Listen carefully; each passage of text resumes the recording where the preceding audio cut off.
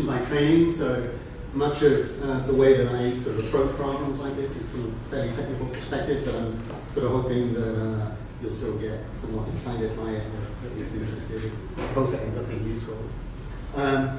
So the overarching question that Stephen posed to me was just how do we move forward? How, if new costing studies are to be designed and implemented, are there any lessons that can be learned from EPIC, how it was conducted, and then sort of perhaps trying to fold in some of my expertise as a statistician. So the sort of the specific EPIC study that we've been sort of focusing on, mainly just for illustrative purposes, just to help me get on board with EPIC, is the Honduran study. So just to remind you, in 2011, the routine immunization was delivered through a network of a little over 1,300 facilities in Rwanda, located within a little under 300 municipalities in 20 health regions. So this is just giving you, here are the 20 health regions with the number of facilities and the number of municipalities across, and you can see that there's heterogeneity there. The design itself was a multi-stage stratified design. It collected detailed information on 71 out of the 1,300 facilities from 20 municipalities out of the 300 or so in 8 of the health regions. And this is just sort of a schematic representation of that. And there was a mix of purposeful and random sampling at each level. So some health regions were specifically said, we're taking this one. Actually, I think all 8 health regions were specifically taken, but then there was some random sampling at the municipality level, facility level. So it's not quite a random sample, right? It's not, you can't just pretend like it's a random sample and then just analyze it as if it was a random sample. There's a very specific design underneath the hood, and to account for that design, the analysis appropriately so used a method that's referred to as inverse probability weighting. I'll get back to that a little bit later. So here are some results that we're taking directly from the paper, and so the upshot is that the authors were able to estimate the total cost of routine immunization to be around a little over $32 million US dollars. The paper also found an important conclusion was that there was a strong association between average facility costs per dose and facility output category. Specifically, that smaller facilities have higher costs, and that's been a topic of conversation over the last day or so. So that's great. I mean, there are the studies that were published in Vaccine, in the supplement. There's a lot of useful information that I think folks have been trying to build on over the last hour or so.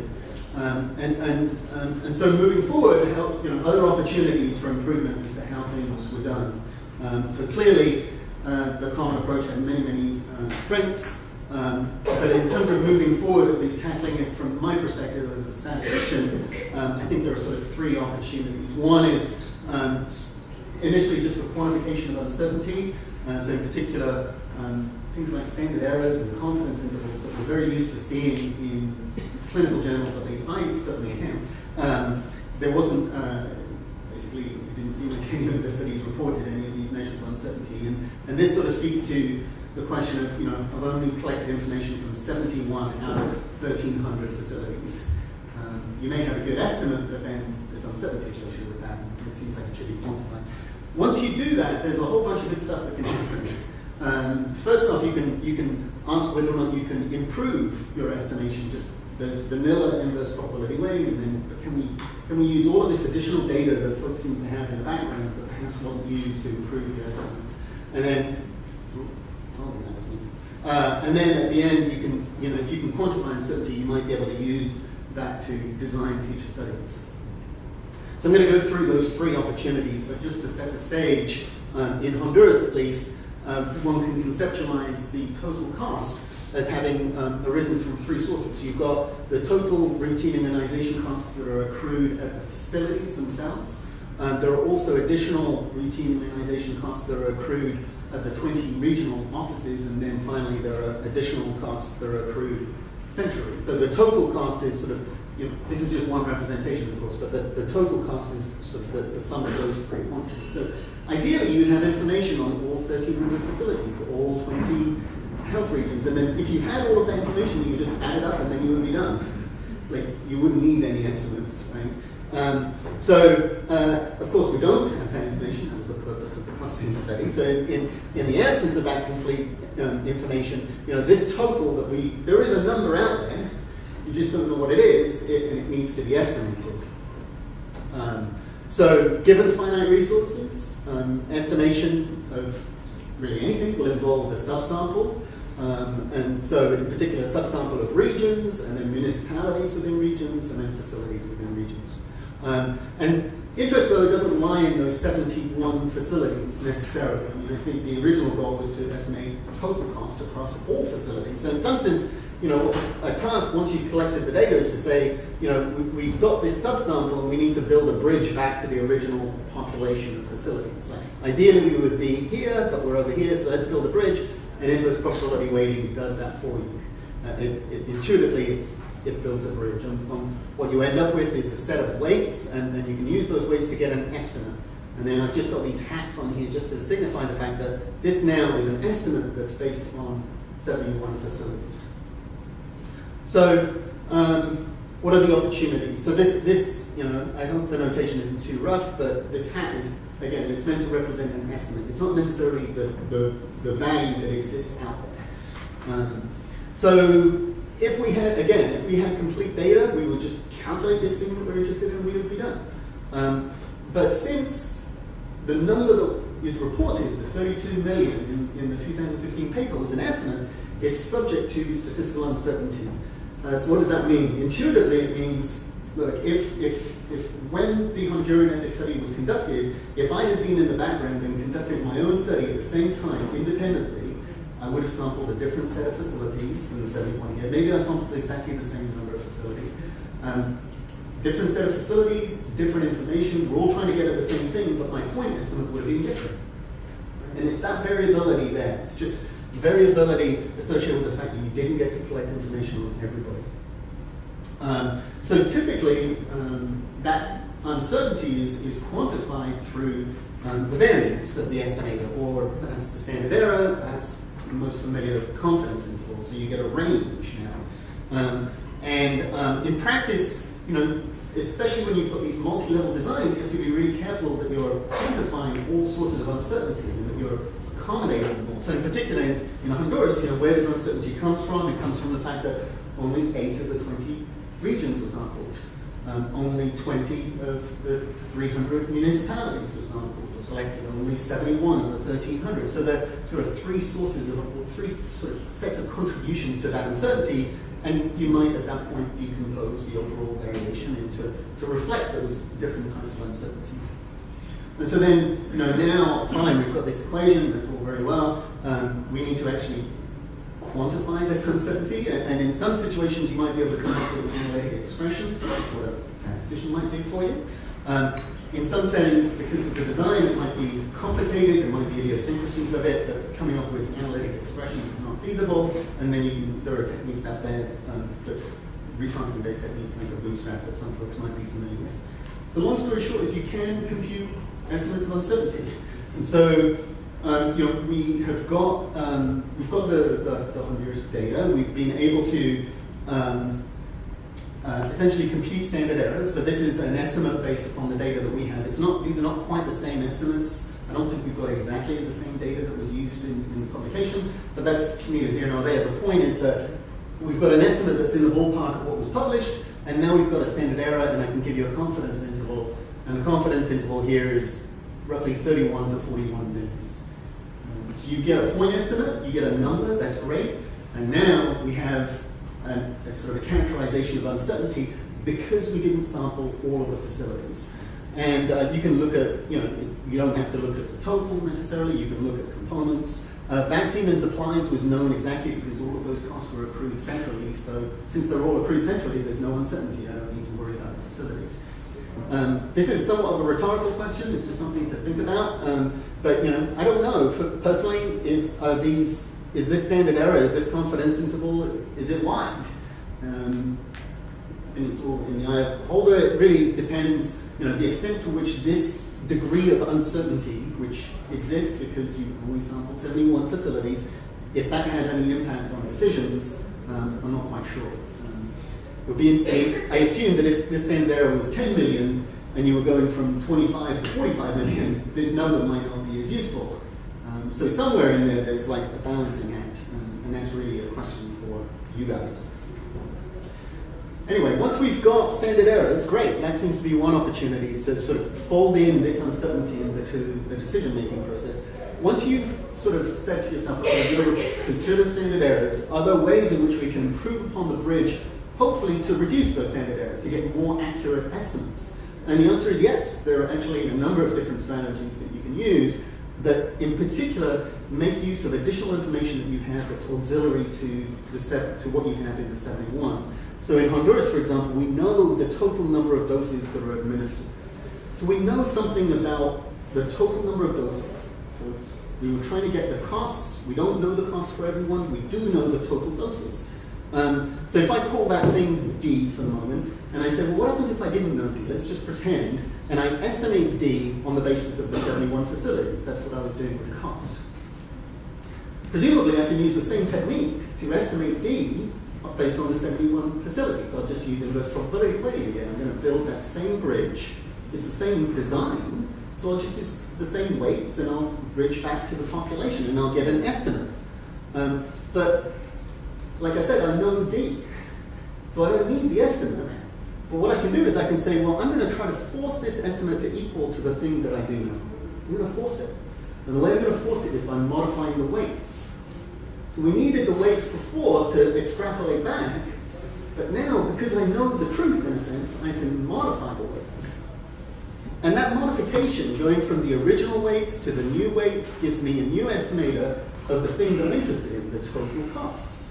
So this was my original estimate based on vanilla IPW, inverse probability weighting, and this is my new estimate, and that the technique that I'm just describing intuitively, at least here, is referred to as calibration. And the thing with calibration, it's a very general purpose technique. You can use it on just about anything. You can make use of just about any information that you have that's available on the entire population. So if you have auxiliary information that's related to the thing that you're interested in, calibration will help. At the very least, it won't hurt. I'll sort of admit that and when I say help, I'm talking about increasing accuracy. Sometimes you can get a small amount of bias that's introduced, but to be honest, that's typically very small, and I can talk about that sometime later.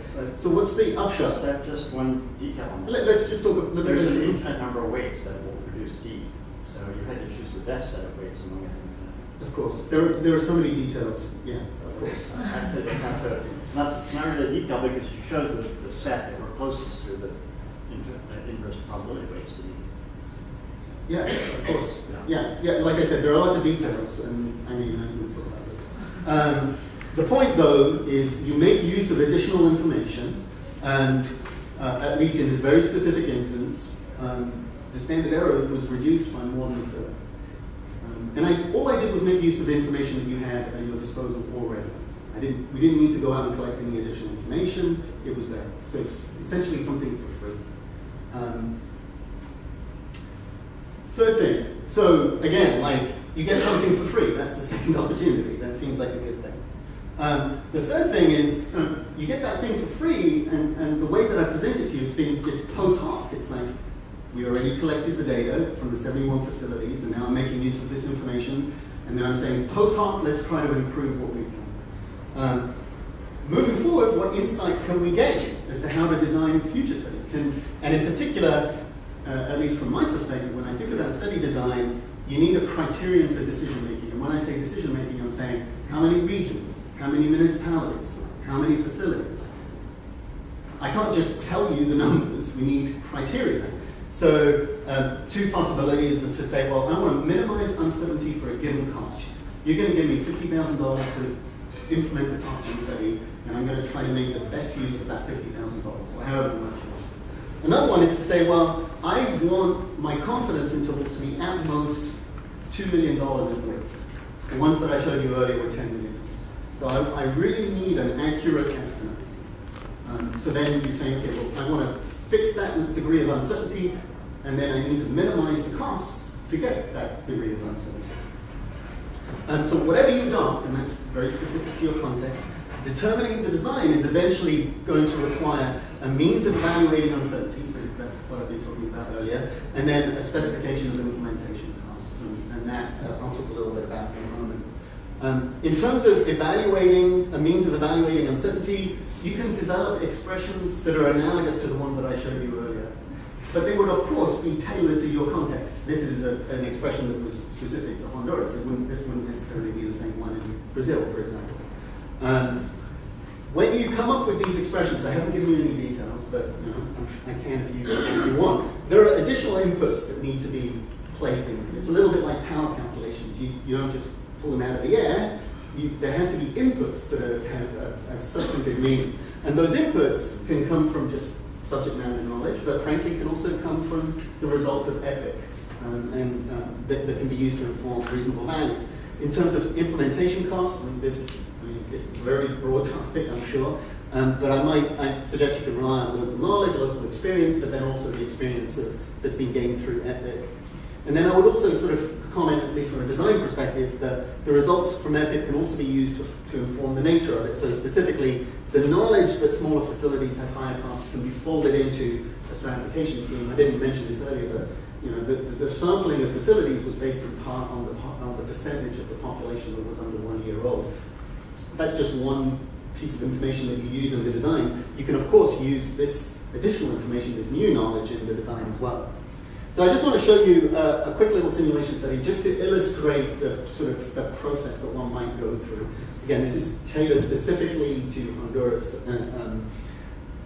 At the outset, I might say there probably is one design out there that is optimal for whatever your criterion is. I would hazard that it's not a worthwhile task trying to find that optimal design. I think it would be a very difficult task. In part because there's just a massive number of possible designs out there. 20 regions, 300 municipalities, 1,300 facilities, and you've got $10,000 or $50,000. How do you spend it? I mean, it's an incredible task that's not worthwhile even trying to get at. And I would also have the designs at the top. There are probably many designs that are all essentially equally optimal. What I would suggest, at least in terms of moving forward, is to use simulation as a means of exploring different design options. And so to illustrate that, we sort of did an illustrative simulation study using just random sampling, so there's no stratification, using the Honduran structure. So I know how many regions there are, I know how many municipalities, I know how many facilities. We used that specific structure and said, what if I went and sampled between 7 to 10 regions, and then from each region 2 to 5 municipalities, and then from each municipality 3 facilities. And then I said, well, and then for a given design, for a given combination of these numbers, I'm going to presuppose, and again, we just made these numbers up, so I'm not quite sure if they're realistic, I suspect not. But anyway, let's pretend that, the administering the survey essentially costs $800, and then at each municipality it's $350, and then at each facility it's $200. Of course, this would be tailored to whatever your circumstances are. And this is sort of a snapshot of the types of results that you get. So just for the moment, focusing on this 9.6 million. This is the standard error. It doesn't really bear that much correspondence to the actual Honduran study, so I wouldn't worry about that detail. But it's saying, look, if we had sampled 8 of the 20 regions, and then 3 municipalities within each region, and then 3 facilities, the standard error we would compute is 9.6. Associated with that, the burden associated with that is, on average, 53 facilities. That's how many facilities we would go to. And based upon these costs that I laid out, these things, it would cost around $21,000 to implement that design. Great. Now, if instead I had sampled 4 municipalities per region, so now I'm going to the blue numbers. Now, my standard error decreases. I've got, there's greater precision because I've got more data. I've sampled, 4 instead of 3 municipalities. So my standard error goes down. My standard error also goes down if I collect more municipalities. So this sort of gives you a sense of kind of the incremental benefit in terms of the standard error of going to one more facility per region, one more facility per, one more municipality per region, or just saying, let's go to a whole new region. But there are additional sort of this additional burden, let me put it that way. By going to one more municipality per region, you end up collecting data from a lot more facilities, 69 of them on average, and your costs increase, of course. So what I would say is you could look at a table like this geared towards your specific situation, and you could balance sort of how much uncertainty you're willing to take on, you know, how big your standard error that you're willing to take on is with sort of the burden associated with conducting these types of studies. So how many facilities you actually have to go to, and then what the implementation costs might be. What are the takeaway messages? So I think consideration of uncertainty is critical. I would of course say that because I'm a statistician. But I do think it's critical in terms of reporting and also interpreting results. And then eventually, I suspect, decision making. If I gave you a number and I gave you this wide of a confidence interval, and somebody else came along and gave you the same number with this wide, it seems like you would have different actions on the basis of those two different scenarios. Statistical methods that reduce uncertainty, there are a lot of them out there, there's a lot of detail, I'm sure Nick will ask questions about it, but the long story short is that I think that folks may not be exploiting all of the information that you have at your disposal. Uncertainty is, certainly from my perspective, a critical component of study design. I'll say there is no magic number, right? Every design, every context is different. There won't ever be a magic number that applies in all contexts. And so simulation, I think, provides a very useful tool. I focused on estimating the total costs. The ideas are broadly applicable to just about anything. So, you know, there was a lot of focus on the determinants of costs yesterday. Certainly you could use these ideas to get more efficient or more precise estimates of the determinants of costs. And of course, this is not restricted to routine immunization. It can be applied in any old context. You know, I want to emphasize that the knowledge that was gained from EPIC can really be used to inform how to proceed moving forward. So in particular, stratification schemes, you might use inputs for various formulae and then sort of implementation costs and the extent of burden. And then these are two sort of excellent texts on these ideas. This one is probably a little bit more technical than this one, but they both go through sort of all of the ideas. This one is focusing on R, for folks who use R, and then this book is SAS and SPSS, I'm pretty sure, or maybe Stata. Certainly SAS, but maybe Stata. So if you're interested in a couple of references, then anyway, I have no idea how much time. Thank you.